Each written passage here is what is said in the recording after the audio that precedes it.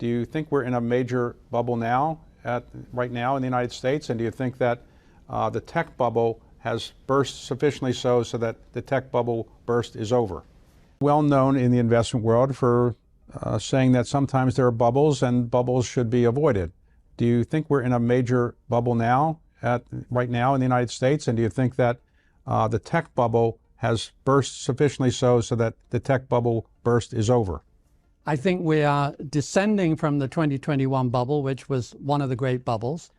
And this should be normally the deflationary period, the deflating period, which is a function of will the earnings decline, will profit margins decline, will the economy go into recession, and we will have a recession running perhaps deep into next year, and an accompanying decline in stock prices. So the recession that you're predicting is probably not going to happen in 2023, but maybe... It may start in 2023. The Federal Reserve recently said that they think we've kind of cleared the recession hurdle, and they don't really project a recession any longer. Right. Do you disagree with the Fed on that? Yeah, I think the Fed's record on these things is wonderful. It's almost guaranteed to be wrong. They have never called a recession, and particularly not the ones following the great bubbles. They prided themselves in stimulating the bubbles. They took credit for the beneficial effect of higher asset prices on the economy. They have never claimed credit for the deflationary effect of asset prices breaking, and they always do. Now, you said not too long ago that you weren't a big fan of Jay Powell and the way he's been handling inflation. Is that correct? Yes, that's correct. And you think he's done a better job recently in getting inflation under control? I think it's largely out of his hands. The forces work. I suspect inflation will never be as low as it averaged for the last 10 years, that we have re-entered a period of moderately higher inflation and therefore moderately higher interest rates.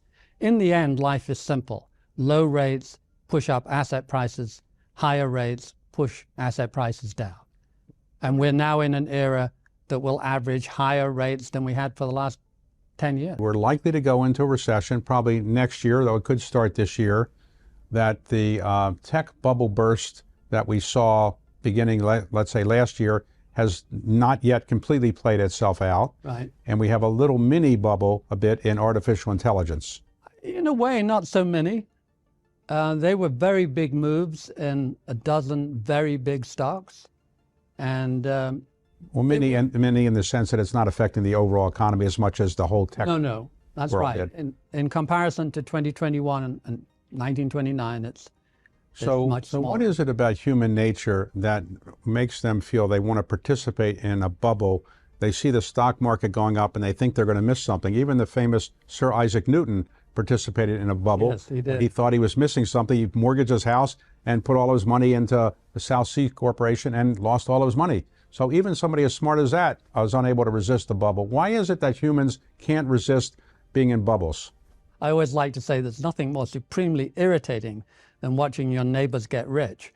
It is just irresistible to try and join in.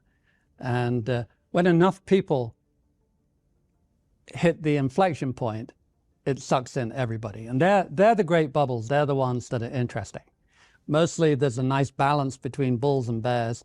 And once in a blue moon, every 20 years or so, you'll hit an inflection point where enough people become bullish that people stop thinking about fundamentals. So if I said to you, look, I'm not that wealthy, I have $100,000, I'd like to put it somewhere where I'm not going to lose it, what would you recommend a person? Just an index fund or something else? No, I think a global index fund that had most of its money outside the US. And if they were up to it, I would say only invest outside the US for the time being. Because this overpricing in the market is mainly a US event. The markets outside the US are not particularly overpriced.